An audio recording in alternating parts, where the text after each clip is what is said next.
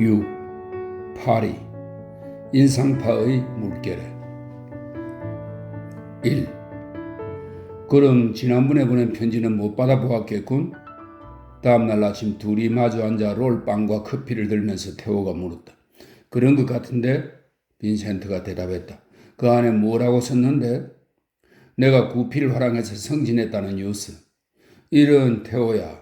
그런데도 넌 어제 거기에 대해서는 내게 이런 방구도 비치지 않았구나? 형은 어제 너무 흥분해서 들을 수도 없었다고 내가 목마르 들어가야 있는 화랑을 맡게 되었어.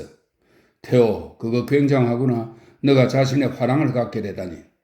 실제로 내 화랑은 아니지. 구필 화랑의 경영 방침을 아주 엄중하게 따라야 해. 하지만 중2층의 인상파 그림들을 그려도 좋다는 허락을 받았거든. 그러니까 누구의 작품을 전시할 참이냐? 모네, 드가, 피사로, 마네. 들어보지도 못한 사람들인데?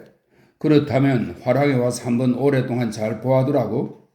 너희 얼굴이 엉큼스럽게 빈 것이 웃는 건 무슨 뜻이냐? 아무것도 아니야, 형. 커피 좀 더 마시겠어? 몇 분 뒤엔 함께 나가야 해. 난 아침마다 그 화랑까지 걸어가지. 그래, 아니야. 방금만 이런 얘기랄. 그런데 태호야, 다시 한번 테이블을 사이에 두고 너와 마주보며 아침 식사를 하게 되다니 참 좋구나. 난 오랫동안 형이 파리에 오기를 기다려왔어. 물론 형이 결국엔 파리로 오게끔 되어 있었지만, 그런데 형이 6월까지 기다렸더라면 나았을 걸 그랬어. 6월에 르피크로로 이사할 테니까. 거기에는 커다란 방이 3개 있어. 보다시피 여기서는 형도 일을 할 수가 없잖아. 빈센트는 의자에 앉은 채 몸을 돌리고 주위를 바라보았다. 태호의 아파트는 방 하나와 작은 부엌과 그리고 조그만 골방 하나로 이루어져 있었다. 한 칸짜리 방은 진짜 루이 필립 왕조풍의 가구로 보기 좋게 장식되어 있었지만 움직일 공간이 거의 없었다. 여기다 이제를 세우려면 너희 아름다운 가구들 중 몇 개는 앞마당에 내어놓아야 할 판이구나. 이곳이 비좁다는 걸 알면서도 우연한 기회에 이 가구들을 싼값으로 사들였지. 바로 이 가구들을 새로들 아파트에 꼭 들여놓고 싶어서. 자, 나갑시다, 형. 내가 좋아하는 산책길로 해서 언덕을 내려가 목마르뜨르 가로 형을 데려다 주지. 아침 일찍이 그 냄새를 맡아보기 전에는 파리를 안다고 말할 수 없어. 태호는 묵직한 검은 코트를 걸쳤다. 높직하게 양쪽 칼라가 맞닿은 쪽 위쪽에다 티 한 점 없이 하얀 나비 넥타이를 메고 가르마 양편으로 봉긋 솟은 약간 그래도 머리칼에 마지막 빗질을 한 다음 태호는 콧수염과 부드러운 턱수염을 반반하게 매만졌다. 그는 검은 중산모를 쓰고 장갑과 지팡이를 들고 앞문으로 갔다. 자, 빈센트, 준비 다 됐어? 맙소사, 형은 꼴볼견이군. 파리가 아닌 다른 곳에서 그런 옷차림을 했더라면 남들이 이상하게 쳐다봤을 거야? 이게 뭐가 어때서? 빈센트는 자기 모습을 내려다보았다. 2년 가까이 이 옷을 입고 다녔지만 아무도 뭐라고 하는 사람이 없더라. 태호가 웃었다. 걱정 마. 파리 사람들은 형 같은 사람들한테 익숙하니까 오늘 밤 화랑이 문을 닫으면 내가 옷을 좀 사다 줘야겠군. 구불구불한 나선형 계단을 걸어내려온 그들은 관리인실을 지나 현관문을 거쳐 라발 거리로 나섰다. 분화하고 볼품있게 보이는 꽤 넓은 거리였는데 약, 액자, 골동품 등을 파는 커다란 상점 등이 있었다. 우리 아파트 건물 3층에 있는 저 아름다운 귀부인들을 좀 봐. 태호가 말했다. 빈센트가 고개를 쳐들자 구운 석고로 만든 3개의 반신상이 보였다.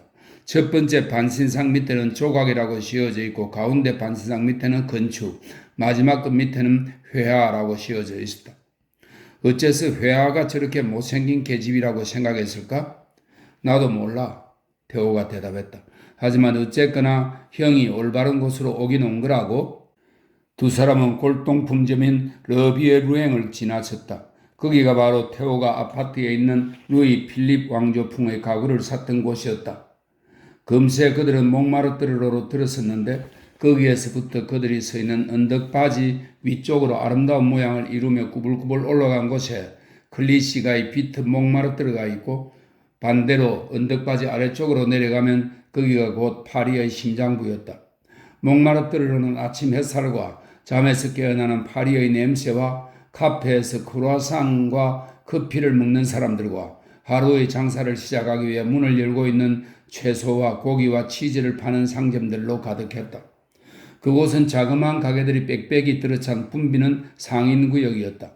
거리 한복판에 나다니는 노동자들, 상점 앞에서 큰 상자에 들어있는 물건들을 만지작거리며 상인들과 옥신각신 흥정을 하고 있는 주부들. 빈센트는 숨을 깊이 들이마셨다. 파리군, 그가 말했다. 그 오랜 세월 뒤에 결국, 그래 파리야, 유럽의 수도지, 특히나 화가에게는. 빈센트는 언덕바지를 구불구불 오르락내리락 하는 인간 삶의 숨가쁜 물결을 들이마셨다. 붉은색과 검은색의 줄무늬가 서로 교차된 재킷을 입은 급사들, 포장도 하지 않은 길다란 빵 덩어리를 팔에 끼고 다니는 아낙네들, 노상에 놓여있는 손수레들, 가벼운 슬리퍼를 신은 하녀들, 일하러 나가는 길인 부유한 사업가들, 셀 수도 없이 많은 정육점, 과자점, 빵집, 세탁장, 자그마한 카페들을 지나 몽마르트르로는 완만한 커브를 그리며 언덕 맨 아랫부분으로 접어들고 거기서 빙그르르 돌면 상토댕 광장이 나온다. 그곳은 6개의 거리가 하나로 만나 이루어진 대강 원형에 가까운 광장이었다. 그들은 그 원형의 광장을 가로질러 노트르담 드 로레트를 지나쳤다. 그것은 장방형의 더러워진 검은 석조 교회였는데 그 지붕 위에 새 천사상이 푸른 창공 속으로 두둥실 떠나갈 듯한 자세로 서 있는 것이 목가적으로 보였다. 빈센트는 교회 문 위에 쓰여있는 글자를 자세히 쳐다보았다. 저게 그 자유, 평등, 박애라는 뜻이냐 테오? 그럴 거야. 제3공화국은 어쩌면 영원히 계속될지도 몰라. 왕당파들은 쥐 죽은 듯 찍소리 못하고 사회주의자들이 세력을 잡고 있거든. 요즘날 밤에 에밀 졸라가 내게 말하던데 다음 혁명은 왕권이 아니라 자본주의와 대항하는 것이 될 거라더군. 졸라, 너가 졸라와 알고 지내다니 굉장하구나 테오. 폴 셰잔이 날 졸라한테 소개해 주었어. 다 함께 카페 파티니올에서 일주일에 한 번씩 만나거든. 다음번에 갈 때 형도 데리고 갈게. 샤토드잉 광장을 지나면 몽마르트르로는 그 중상계급적인 분위기를 잃고 좀 더 위험 있는 분위기를 띄었다. 상점들도 더 커지고 카페들도 좀 더 당당하고 지나다니는 사람들도 좀 더 좋은 옷을 입었고 건물들도 좀 더 번창한 듯이 보였다. 뮤직홀과 레스토랑이 보도에 늘어섰고 호텔들이 등장하고 장사꾼 짐수레 대신에 마차가 들어섰다. 두 형제는 활발한 걸음걸이로 척척 나아갔다. 차가운 햇살이 상쾌했고 대기의 향기는 풍요롭고 번거로운 도시 생활을 말해주고 있었다. 형이 집에서는 작업할 수 없을 테니까 태호가 말했다. 내가 한 가지 제안을 하겠는데 코로망의 아뜰리에에 다니는 게 어때? 그건 뭔데? 코로망은 대부분의 대가급 화가들처럼 아카데믹한 사람들이지. 하지만 형이 그 사람의 비판을 원치 않는다면 그 사람도 형을 가만 내버려 둘 거야. 비싸지? 태우가 지팡이로 빈센트의 넓적다리를 가볍게 건드렸다. 내가 승진되었다고 말하지 않았어. 난 이제 졸라가 자신의 다음 혁명으로 막 쓸어버리겠다고 변하는 부자나리가 될 거란 말이야. 드디어 몽마르트로는 커다란 백화점과 아케이드와 고급 상품점들이 들어찬 넓고 위풍당당한 몽마르트가로 흘러 들어갔다. 몇 블록만 더 가면 이탈리아가로 바뀌어서 오페라 광장으로 이어지는 그곳은 파리에서 가장 중요한 위치를 차지하는 대로였다. 아침의 이른 시각에는 몽마르트가는 텅 비어 있었지만 그러나 가게 안에서는 점원들이 이제 시작될 바쁜 하루를 위하여 준비를 하고 있었다. 테오가 맡은 구필 화랑의 지점은 19번지에 위치해 있었는데 몽마르트로 오른쪽의 작은 한 구역이 바로 19번지였다. 빈센트와 테오는 넓지간 가로수길을 건너다가 한중간에서 마차가 지나가도록 가스등 곁에 멈춰 섰다가 화랑을 향해 다시 나아갔다. 테오가 화랑의 살롱을 지나칠 때 단정한 옷차림의 점원들이 공손하게 허리를 굽혔다. 빈센트는 자신이 점원이었을 때 테르스테와 오바커시에게 절하던 일을 떠올렸다. 후공에는 그때와 똑같이 문화와 세련된 교양의 향기가 떠돌고 있었다. 그것은 그 스스로 잊어버린 줄 알았던 냄새였다. 살롱 벽에는 북으로 에네, 델라로시우 등의 그림들이 걸려 있었다. 메인 살롱보다 조금 높은 위치에 작은 발코니가 있었는데 그곳은 뒤편에 있는 계단을 통해서 연결되어 있었다. 형이 보고 싶어 할 그림들은 중 2층에 걸려 있어. 테오가 빈센트에게 말했다. 다 훑어보고 나면 내려와서 나한테 그 그림들을 본 소감이 어떤지 말해줘. 테오, 무엇에 그렇게 너희 구미가 당기길래 그러지? 테오의 싱긋 웃는 웃음이 한층 더 넓게 퍼졌다. 형도 조금 뒤엔 곧. 테오가 그렇게 말하고는 사무실 안으로 사라져버렸다. 2. 내가 정신병원에 온 건가? 빈센트는 중 2층에 딱 한 개뿐인 의자로 눈먼 듯 비틀비틀 걸어가 몸을 앉히고서 두 눈을 비볐다. 12살 때부터 그가 익히 보아왔던 그림들은 어둡고 음침한 빛깔의 그림들이었다. 그런 그림들 속에서는 붓질 흔적이 눈에 보이지 않고 캔버스의 세부 전체가 정확하고 완벽했으며 단조로운 색채들이 점차적으로 서서히 변하여 서로 다른 색채와 만나는 것이었다. 그러나 지금 깔깔거리며 그를 비웃는 저 픽에 걸린 그림들은 그가 여태껏 보지도 꿈꾸어 보지도 못했던 것들이었다. 밋밋하고 엷은 화면은 사라졌다. 감정의 절제도 사라졌다. 수세기 동안 유럽의 그림들을 온통 뒤덮었던 육접과도 같은 갈색도 사라졌다. 여기 있는 이 그림들은 현란하게 태양에 미쳐 있었다. 빛과 대기와 약동하는 활기에 미쳐 있었다. 무대 뒤에 발레하는 소녀들을 묘사한 그림들은 원색 그대로의 빨강, 초록, 청색을 서로의 곁에다 아무렇게나 척척 갖다 붙여 만든 것이었다. 그는 그 그림의 사인을 보았다. 더가. 강둑을 따라 펼쳐진 야외 풍경을 그린 그림들이 한 무더기 있었다. 머리 위에서 뜨거운 태양이 내리쬐는 한여름날의 넘쳐 흐를듯 무르익은 색채로 포착된 것들이었다. 그 이름은 모네였다. 여지껏 수백 개의 그림을 보아왔지만 그 중에서 빛을 내뿜고 있는 이 그림들만큼 많은 광의와 산들바람과 싱그러움을 가지고 있는 것은 보지 못했다.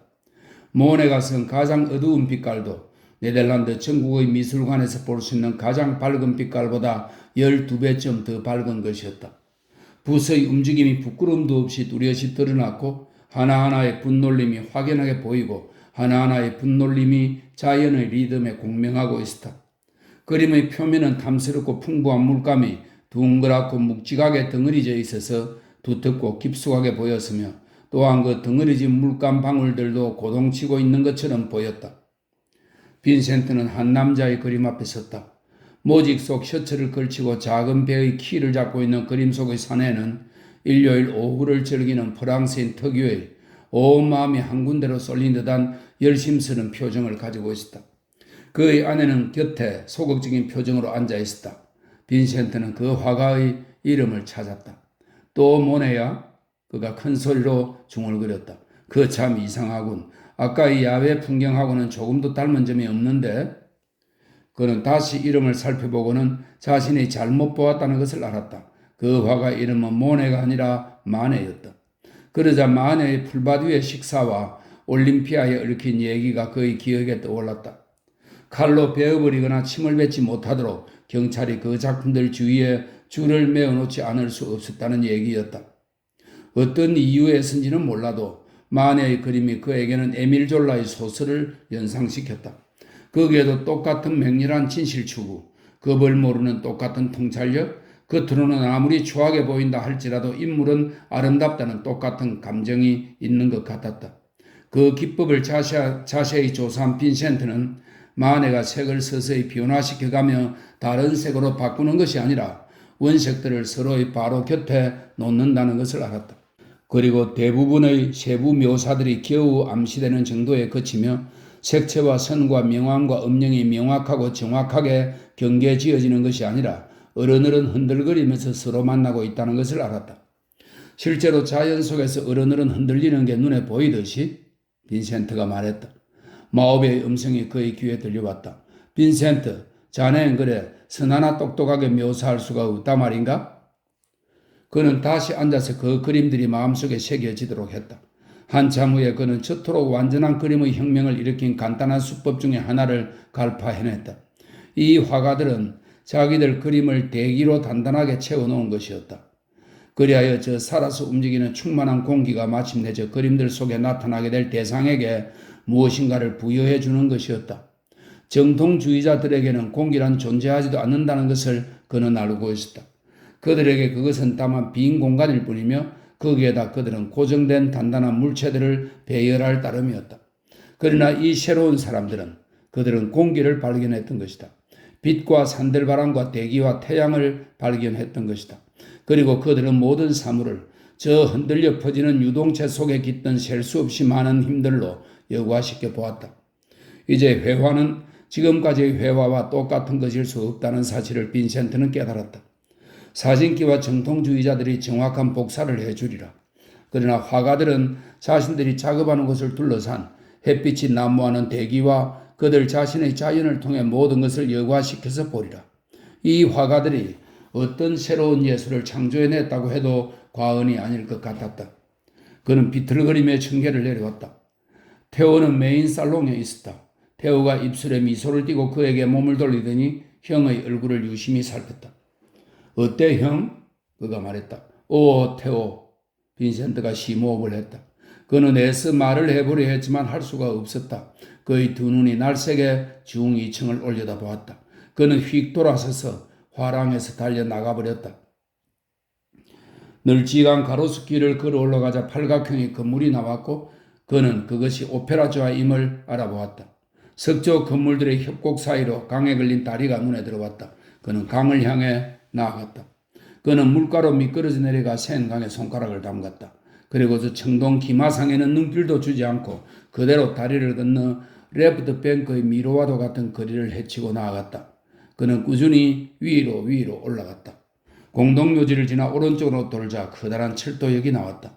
그는 생강을 건넜다는 사실을 알고서 한 순경에게 라발로로 가는 길을 가르쳐 달라고 말했다. 라발로? 순경이 말했다. 당신은 그 반대편에 와 있어요.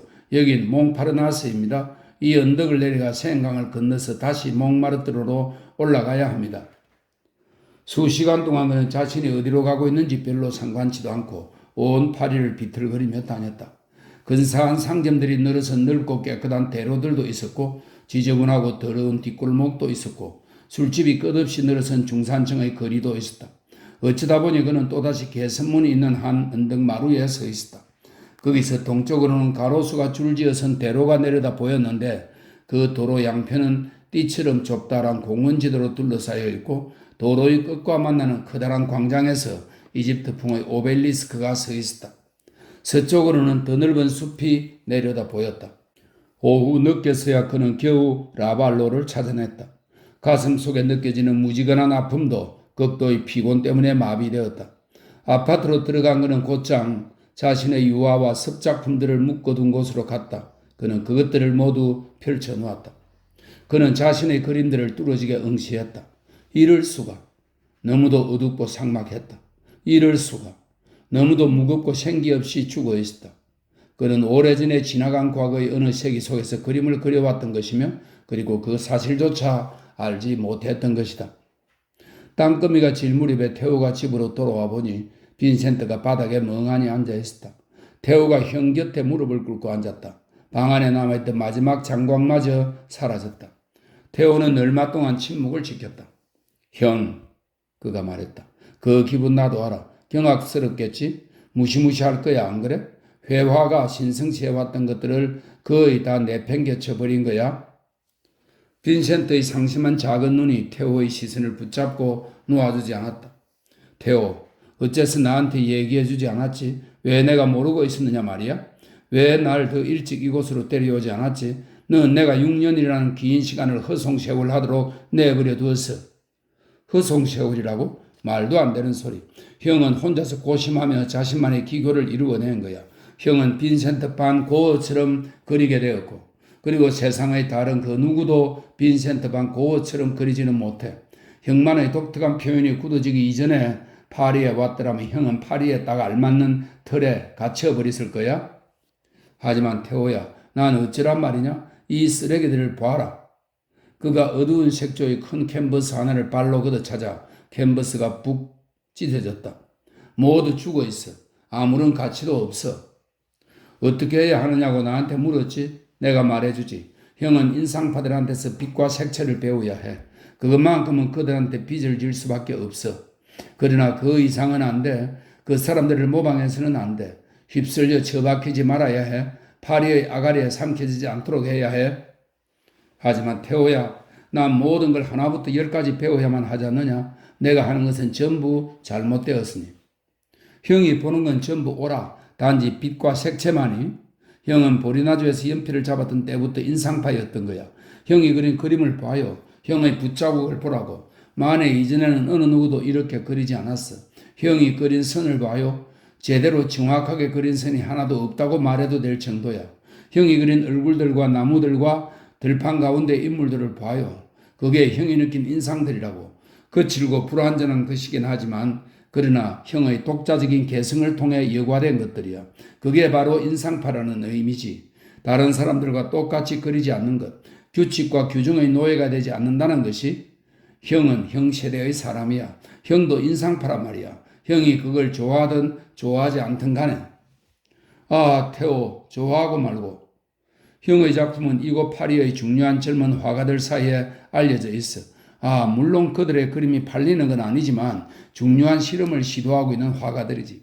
그 사람들이 형을 알고 싶어해. 형도 그 사람들한테서 뭔가 놀라운 것들을 배우게 될 거야. 그들이 내 작품을 알고 있다고? 젊은 인상파 화가들이 내 작품을 안단 말이냐? 빈센트는 테오의 얼굴을 더 똑똑히 보려고 무릎으로 상반신을 일으켰다. 테오는 춘데르트에서 그들이 아이들 방의 바닥에 앉아 놀곤 하던 시절이 생각났다. 당연하지. 형은 그럼 내가 요 몇 년 동안에 파리에서 뭘 하고 지낸 줄 알았어? 그 젊은 화가들은 형이 통찰력 있는 예민한 눈과 환정의 손을 갖고 있다고 생각하고 있어. 이제 형은 자신의 색조를 밝게 만들고 빛으로 가득 찬 살아있는 공기를 그리는 법을 배우기만 하면 되는 거야. 형, 그런 중대한 일이 일어나고 있는 시기에 살고 있다는 게 놀랍지 않아? 태호, 넌 나쁜 녀석이야. 아주 나쁜 녀석이야. 자, 벌떡 일어서요. 불을 켜요. 다 같이 옷을 차려입고 저녁을 먹으러 나갑시다. 내가 형을 유니버설 식당으로 안내해드리지. 거기엔 파리에서 가장 좋은 샤토브리앙 비프 스테이크가 나오거든. 진짜 향년에 형을 모시고 갈 참이야. 파리와 빈센트 반 고흐가 하나로 결합된 위대한 날을 샴페인으로 축하하는 거야. 3. 다음날 아침 빈센트는 그림 도구들을 가지고 코르망의 아틀리에로 갔다. 코르망의 스튜디오는 3층에 있는 널찍한 방이었는데 거리에 면한 북쪽으로부터 강한 광선이 비쳐들고 있었다. 남자 누드 모델 한 명이 얼굴을 문으로 향한 채 한쪽 끝에서 포즈를 취하고 있었다. 학생들이 쓰는 30개 가량의 의자와 이젤들이 여기저기 흩어져 있었다. 빈센트는 등록을 하고서 이젤을 하나 배당받았다. 1시간가량 스케치를 계속하고 났을 때 복도로 통하는 문이 열리고 한 여인이 들어섰다. 머리에 붕대가 감겨진 여인은 한쪽 손으로 턱을 받치고 있었다. 그녀는 벌거벗은 남자 모델을 질겁한 시선으로 바라보더니 에그머니나 하는 비명과 함께 달아나 버렸다. 빈센트는 곁에 앉아있는 남자에게 고개를 돌렸다. 저 여자는 대체 왜 저러는 거지? 아, 저거야 매일 벌어지는 일이죠. 그 여자는 옆방의 치과 의사를 찾아온 거예요. 벌거벗은 남자를 본 충격으로 대개는 치통도 다 달아나 버리고 맙니다. 저 옆방의 치과 의사가 다른 데로 이사가지 않으면 아마도 파산할걸요? 아, 당신은 새로운 사람이군요? 그렇죠? 그렇다네. 파리에 온 지 겨우 사흘째고. 당신 이름은 반 고흐. 자네 이름은 앙리 툴루즈 로트레크. 당신은 테오 반 고흐와 무슨 관계가 있나요? 내 동생이지. 그렇다면 당신이 분명 빈센트겠군요? 이런 당신을 알게 돼서 반갑습니다.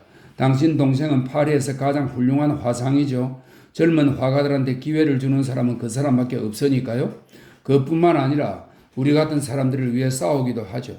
우리가 만일 파리 대중들한테서 인정을 받는다면 그건 테오 반 고흐의 덕분이죠.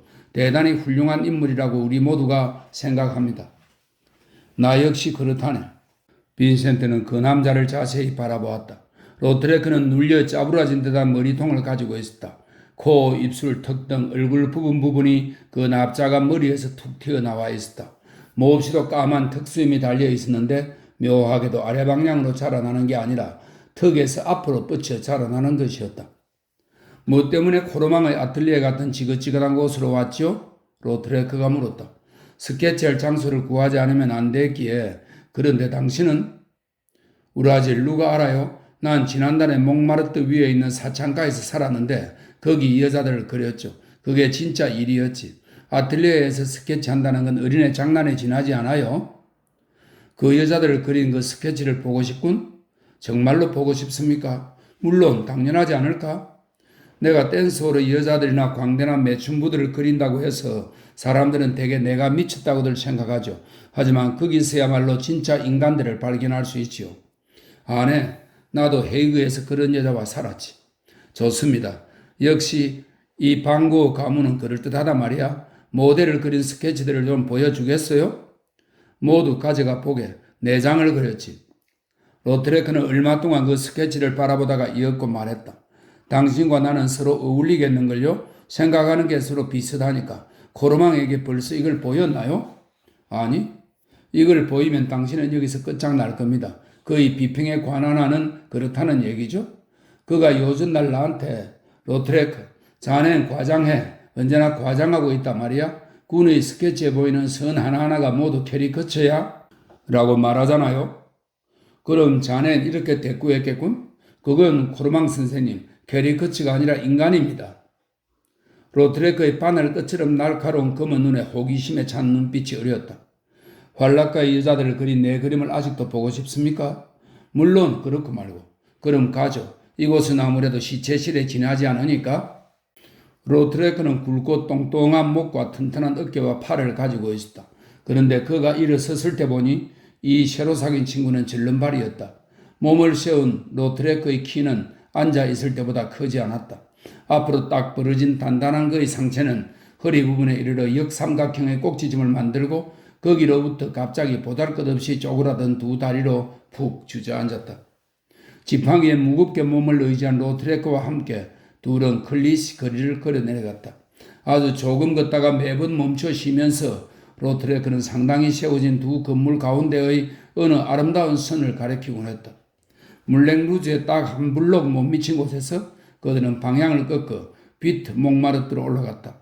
언덕배기인지라 로트레크는 더 자주 멈춰 쉬어야만 했다. 아마도 내 다리가 왜 이런가 하고 궁금하겠죠. 누구나 다 그러니까 내가 얘기해 드리지. 아니야. 그 얘기는 할 필요 없어. 아는 게 나을걸요? 그런 몸이 둘러 접히도록 지팡이 위로 상체를 굽히고서 어깨로 지팡이에 몸을 의지했다.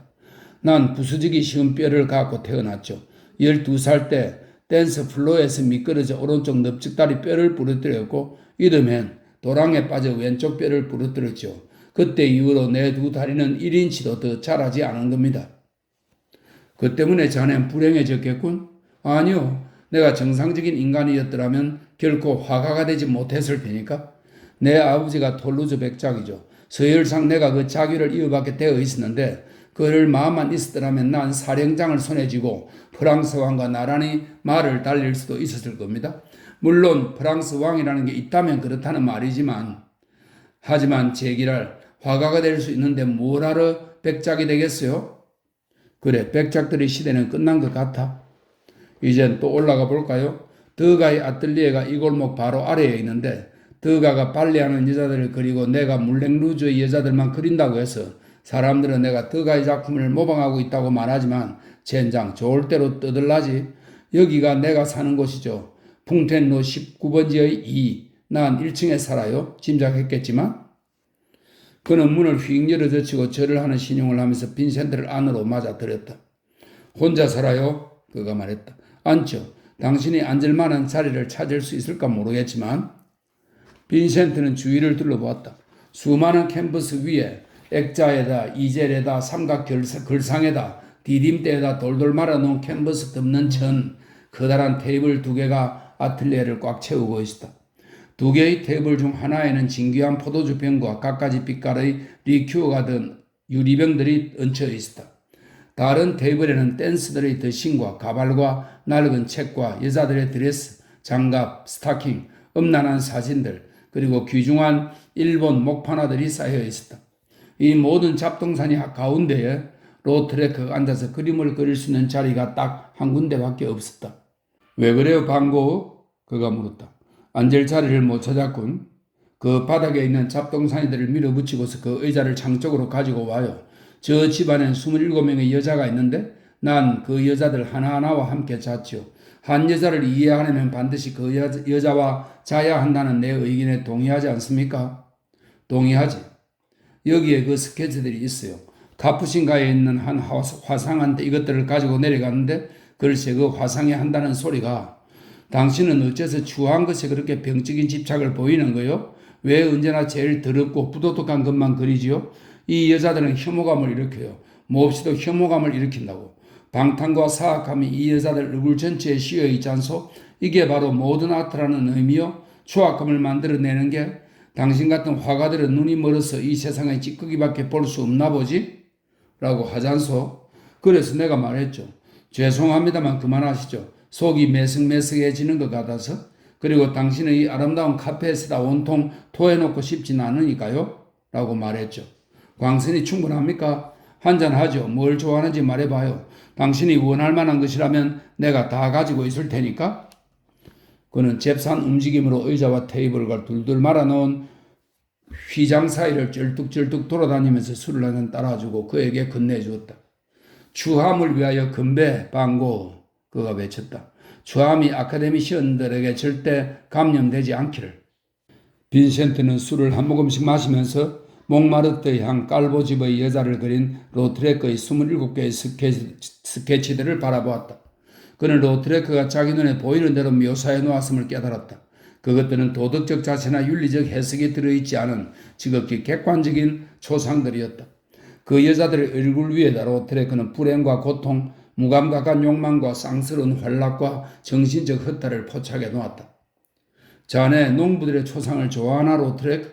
그가 물었다. 물론 감상적으로 그려진 게 아니라면.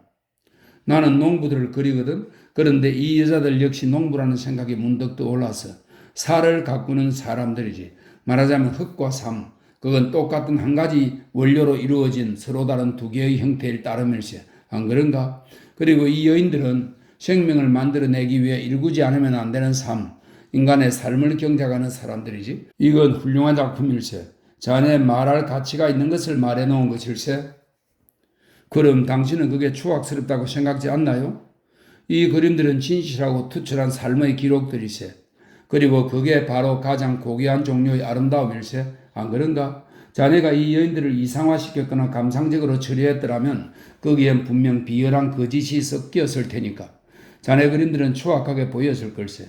하지만 자넨 자네 눈에 비치는 대로의 완전한 진실을 묘사했고 그게 바로 아름다움이라고 하는 걸세. 그렇게 생각지 않나?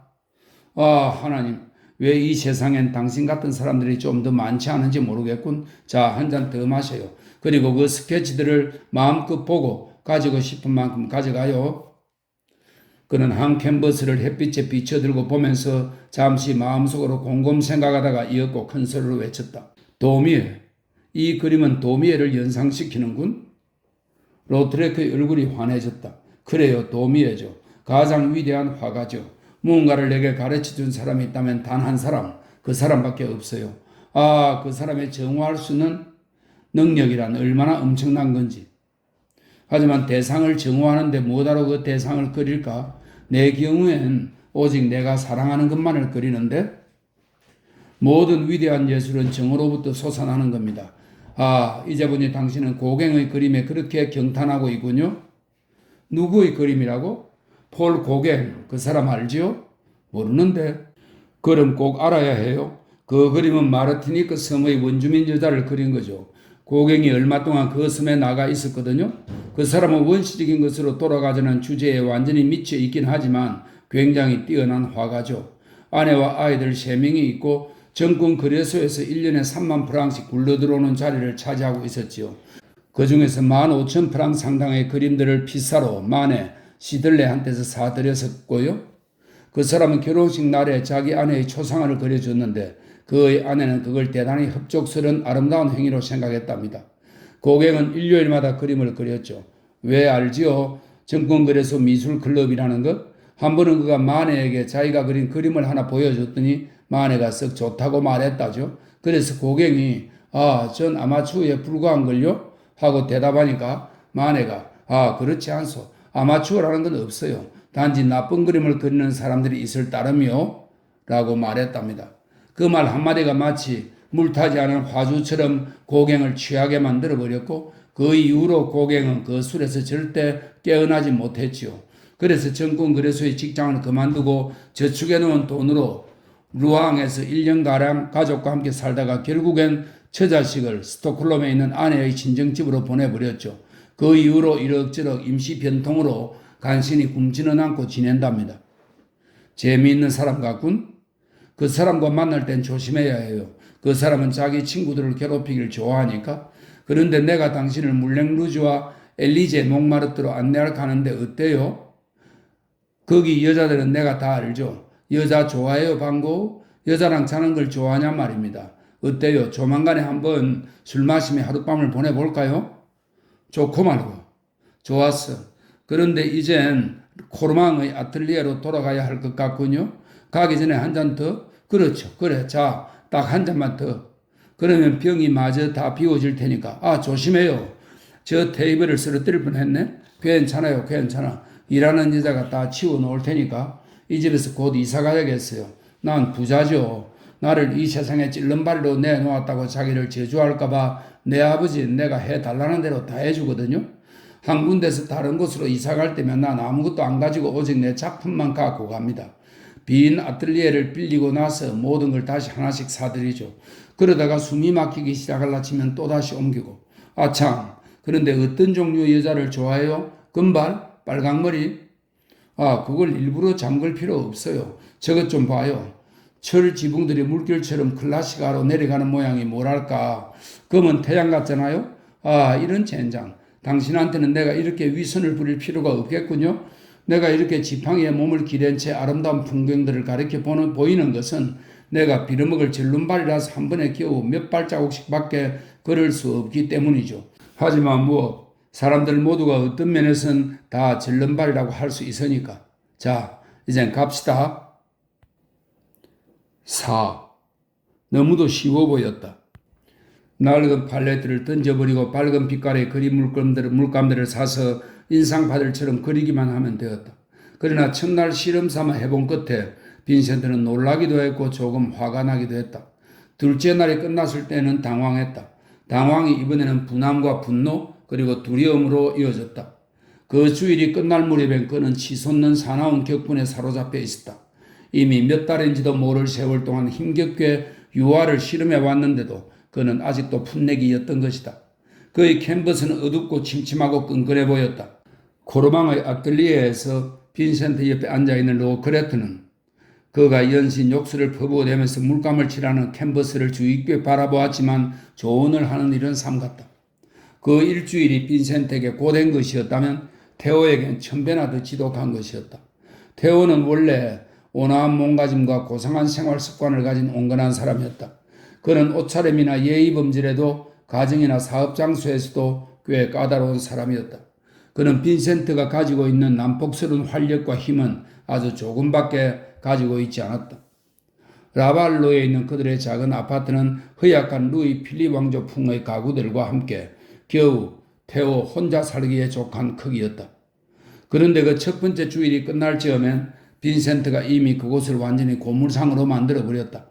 그는 거실을 오락가락하면서 가구들을 발로 차 제자리에 벗어나게 했고 캔버스와 붓과 다 쓴 물감 튜브들을 바닥 곳곳에 던져버리고 소파와 테이블에다 물감 묻은 옷가지들을 아무렇게나 걸쳐놓고 접시를 깨뜨리며 여기저기에다 물감을 튀겨놓는 등 테오의 꼼꼼한 생활 습성을 완전히 뒤덮어버렸다. 빈센트! 테오가 고함쳤다. 제발 좀 사납게 굴지 말라고요. 손가락을 깨물고 혼자 중얼대면서 빈센트는 그 자그마한 아파트 내부를 아까부터 왔다 갔다 하고 있었다. 빈센트는 약한 의자에 무겁게 몸을 내던졌다. 허사야. 그가 신음소리를 냈다. 난 너무 늦게 시작했어. 이제 너무 나이가 들어서 변화될 수도 없어. 아, 테오야. 나도 노력해봤다. 이번 주일에 20개의 캔버스에 손댔어. 난 내 기교에 틀어박혀 있어서 모든 걸 다시 시작할 수가 없어. 난 끝장났단 말이야. 여기서 그런 그림들을 본 이상 네덜란드로 돌아가서는 양도 그릴 수가 없어. 이곳에 너무 늦게 온 까닭에 본궤도에 들어설 여지가 없어. 아, 난 어떻게 해야 하지? 의자에서 벌떡 일어선 그는 신선한 공기를 마시려고 비틀비틀 문간으로 가서 문을 쾅 닫고는 한쪽 창문을 간신히 열고서 잠시 바타요 레스토랑을 빤히 쳐다보다가 유리가 부서지라 창문을 쾅 닫고 이번에는 물을 마시러 터덜터덜 부엌으로 가 물을 바닥에다 반은 엎질러 놓고 턱 양편에서 물이 뚝뚝 흘러내리는 채로 다시 거실로 돌아왔다. 그래, 넌 어떻게 생각하니, 태호? 내가 포기해야 되겠니? 난 끝장난 거지. 그렇게 보이지 안 그래? 형은 꼭 어린애처럼 굴고 있어. 제발 한순간이라도 좀 진정하고서 내 말에 귀 기울이라고. 안 돼, 안 돼. 그렇게 왔다 갔다 하지 말라고. 형이 그러고 있으면 난 형과 얘기 못해. 그리고 제발 빌겠는데 지나갈 때마다 그 금도구만 의자를 차겠다면 그 무거운 장화나 벗고 차라고요? 태호야, 넌 6년이라는 긴 세월 동안 나를 부양해 왔는데 너가 얻은 게 대체 뭐냐? 육접과도 같은 갈색의 수많은 그림들과 한 명의 구제불능한 실패자만이 내 손에 떨어졌을 따름이다. 내 말 들어봐, 형. 형이 전에 농부들을 그리고자 했을 때 일주일 만에 그 비결을 완전히 터득했어. 그게 아니고 5년이 걸렸잖아. 그래. 하지만 그때는 그림을 갓 시작했을 무렵이야. 그렇다면 유화도 이제 갓 시작한 거잖아. 그게 어쩌면 또다시 5년이 걸릴지도 모르는 일이야. 태호, 거기엔 도대체 끝이라는 게 없냐? 난 평생토록 훈련만 해야 되니? 내 나이 33이야. 그런데 우라질, 언제 원숙의 경지에 이른단 말이냐? 이번으로서 힘겨운 일은 마지막이야. 유럽에서 현재 그려지고 있는 그림들을 난 전부 보아왔어. 하지만 결국 내가 맡은 화랑의 중위층의 자신들의 그림을 그려놓은 그 사람들이 최고의 화가였어. 그러니까 형이 일단 색채를 밝게 변화시키기만 한다면, 아, 태호, 내가 정말 그럴 수 있으리라 생각하니? 내가 실패자라고 생각지 않아? 형을 차라리 을간이라고 생각하고 싶어. 미술사의 가장 위대한 혁명. 그것을, 그래, 형은 일주일 만에 정복하겠단 말이야? 비트 목마르거나 산책하면서 머리를 식힙시다. 이 방에서 형과 5분만 더 있다간 내가 아마 폭발하고 말 거야. 다음날 오후 코로망의 화실에서 늦게까지 그리다가 빈센트는 구필 화랑으로 태호를 데리러 갔다. 4월 초에 황혼이 내렸고 길게 늘어선 6층 건물들이 마지막으로 타오르다 꺼져가는 산호빛 분홍색에 온통 잠겨 있었다. 파리의 모든 사람들이 아페리티프를 들고 있을 시각이었다. 몽마르트로의 수많은 카페 테라스는 친구와 얘기를 주고받는 사람들로 붐볐다. 건물 안에 있는 카페 내부에서는 가벼운 음악 소리가 흘러나와 하루의 힘든 일을 끝낸 파리지앵들에게 상쾌한 기분을 더해주고 있었다. 가스등에 불이 켜지고 레스토랑의 급사들은 테이블볼을 펼치고 백화점 점원들은 보도에 진열된 상자에서 물건들을 끄집어내고 물결 무늬의 철제 셔틀을 끌어내리고 있었다. 태호와 빈센트는 한가하게 느릿느릿 걸어갔다. 6개의 거리로부터 쏟아져 나온 마차들이 불이 나게 질주하는 샤토딩 광장을 건너 노트르담 드 로테르를 지나친 그들은 꾸불꾸불한 언덕길을 올라서 라발로로 나섰다. 아페리티프를 마실까, 형? 그래, 이 인파를 잘 볼 수 있는 곳으로 가서 앉자. 바타이유로 올라가야겠군. 대자베스로에 있는 거야. 어쩌면 나와 친한 사람들이 몇 명 거기에 우연히 들를지도 모르지. 바타이유 레스토랑을 자주 찾는 사람은 대개가 화가였다. 앞에 보도에 내어놓은 테이블은 겨우 너댓개였지만 안쪽의 두 내실은 기분 좋으리만큼 널찍했다. 마담 바타이유에는 언제나 화가들은 한쪽 방에다, 보통의 일반 손님들은 나머지 한쪽 방에다 안내했다. 그녀는 척 보고도 어느 부류의 손님인지 금방 알아챘다. 보이, 태호가 불렀다. 쿰멜 에카우 제로제로로 한 잔 갖다 줘요. 나 뭘 마셔야 될까, 태호? 코엥트로를 한번 마셔봐. 고정된 자기 술을 찾으려면 한동안은 이것저것 시험해 봐야 해. 웨이트가 고딕체로 가격이 쓰여있는 접시 받침대에 그들이 청한 술을 얹어 가져다 놓았다. 태호는 시가에 불을 붙이고 빈센트는 파이프에 불을 붙였다. 다림질한 옷 바구니를 팔에 끼고 세탁부들이 지나갔다. 노동자 한 명이 종이에 싸지도 않은 청의 꼬리를 달랑달랑 한쪽 손에 매달고서 지나갔다. 채 마르지도 않은 캔버스가 단단히 매여진 이제를 들고 다니는 작업복을 입은 화가들, 검은 중절 모자에다 회색 체크 무늬의 코트를 걸친 사업가들, 헝겊으로 만든 뜻신을 신고 포도주병이나 고기를 싼 고기 종이 꾸러미를 들고 다니는 주부들, 머리 앞쪽으로 가볍게 얹힌 깃을 달린 작은 모자와 꼭 졸라맨 허리, 미끈하게 쳐진 긴 스커트 차림의 아름다운 여자들. 참 눈부신 행렬이로구나. 그렇지, 태호? 맞아. 아페리티프 시각이 되어야 파리가 진짜로 깨어나거든. 애써 생각해 보려 해도 대체 파리를 이토록 경이롭게 만드는 게 뭘까? 솔직히 나도 몰라. 그건 영원한 미스터리야. 아마도 프랑스 사람들의 성격과 관계가 있는 것 같아. 이곳은 자유와 너그러움의 모델이야. 삶을 여유있게 받아들이는? 아, 오래간만이군요, 형. 형과 만나게 해주고 싶다고 생각한 내 친구들 중의 한 명이 왔어. 안녕하세요, 폴. 어떻게 지내요? 썩 잘 지내지. 고맙군, 태호. 나 형 빈센트 반 고어를 소개할까요? 형, 폴 고갱이야. 폴, 앉아요. 앉아서 당신이 언제나 마시는 압생트나 한 잔 마시죠. 고갱은 압생트 잔을 들고 혀 끝을 술에 가볍게 가져댔다가는 그 혀로 입안을 핥았다. 그가 빈센트에게 고개를 돌렸다.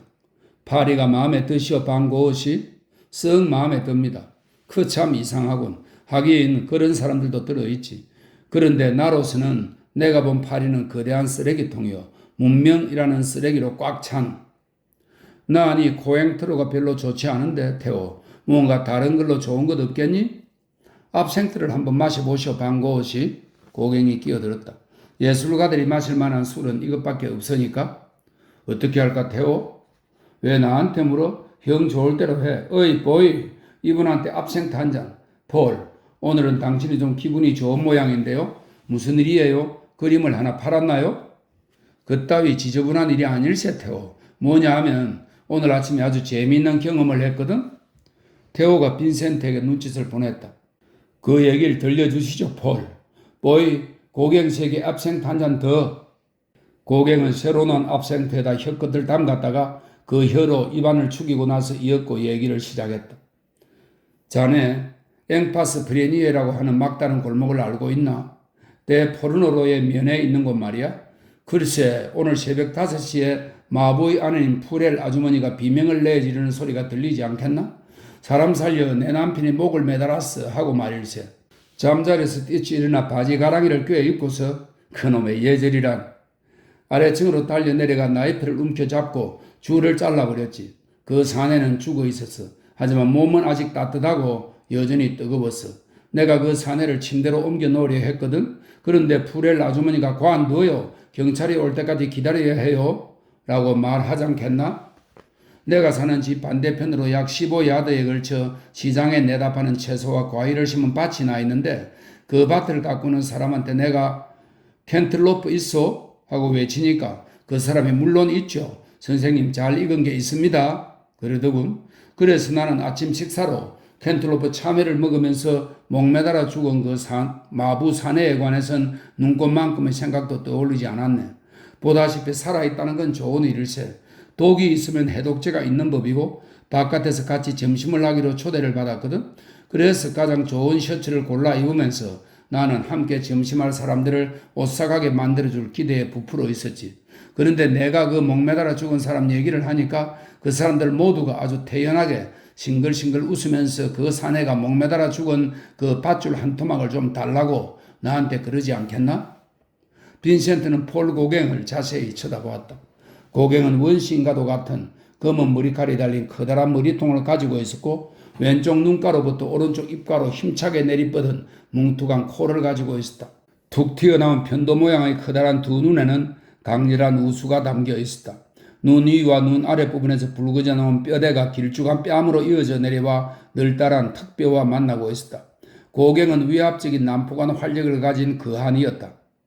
태호가 어렴풋한 미소를 띄었다. 폴, 당신이 즐기는 그 사디즘이 조금 지나친 것이라서 전혀 자연스럽게 보이지 않는군요. 그런데 이제 가봐야겠군요. 저녁 약속에 있어서. 형은 나와 함께 가겠어? 자네 형은 나와 함께 있기로 하지 태호. 고갱이 말했다. 난 자네 형과 사귀고 싶거든? 좋습니다. 하지만 형에게 압생트를 너무 많이 먹이지 마십시오. 형은 압생트에는 익숙하지 않으니까. 보이, 여기 얼마요? 빈센트, 당신 동생은 꽤 괜찮은 사람이요? 고갱이 말했다.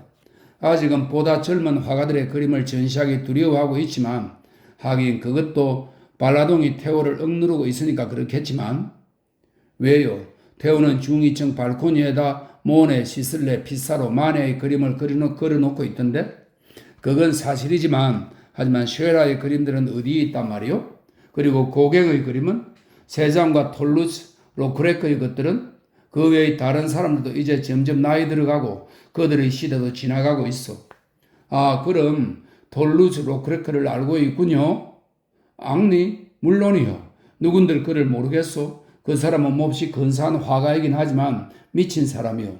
자기가 5천 명의 여자와 자면 그게 자신이 절름벌이가 아니라는 증거가 되는 줄로 생각하고 있지. 성한 다리를 갖지 못한 까닭에 그 사람은 아침마다 심장을 갉아 먹는 듯한 열등감과 함께 깨어나 밤이면 술과 여자의 육체로 그 열등감을 이절히 하는 거요. 하지만 그 다음날 아침이면 그 열등감이 다시 돌아와 있거든. 그 사람이 그렇게 미치광이 같지만 않다면 우리 시대의 가장 훌륭한 화가 중의 하나가 될 텐데. 자, 여기서 꺾어 들어갑시다. 내 작업실은 4층에 있어. 그 계단을 조심해요. 판자 쪽이 부서졌으니까. 고갱이 앞서 들어가 등불을 켰다. 그곳은 흐름한 다락방이었는데 이젤과 노쇠 침대와 테이블과 의자가 각기 하나씩 놓여 있었다. 문간 옆으로 우묵 들어간 곳에 노골적인 음란한 사진들이 놓여 있는 것을 빈센트는 보았다. 저 사진들로 보건대 당신은 사랑이란 것을 별로 고귀하게 생각지 않는 것 같군요. 어디에 앉겠소? 침대 아니면 의자에? 당신 파이프를 태우겠다면 저 테이블 위에 담배가 있어. 글쎄, 아까의 당신 말에 대답하자면 난 여자들을 좋아하고 살찐 타락한 여자라면 여자들의 총명함이란 날 몹시도 짜증스럽게 만드니까 난 언제나 살찐 정부를 갖고 싶어 했지만 한 번도 찾아내질 못했어. 나를 조롱거리로 만들 셈인지 살찐 그런 여자들은 늘 임신한 여자뿐이었거든. 지난달에 발표된 모파상이라는 젊은 친구의 한 단편 소설을 읽어보았소. 모파상은 졸라의 총애를 받는 사람이지. 그 단편 소설 속에서 살찐 여자들을 좋아하는 한 남자가 자기 집에다 두 사람을 위한 크리스마스 만찬을 차려놓고서 그 저녁을 함께할 짝을 찾으러 밖으로 나갔다고. 자기한테 완벽하게 딱 들어맞는 한 여자를 우연히 만났는데 그러나 둘의 몸이 한참 달아오르기 시작했을 때 그만 그 여자가 기운찬 사내 아이를 낳아버린 거요.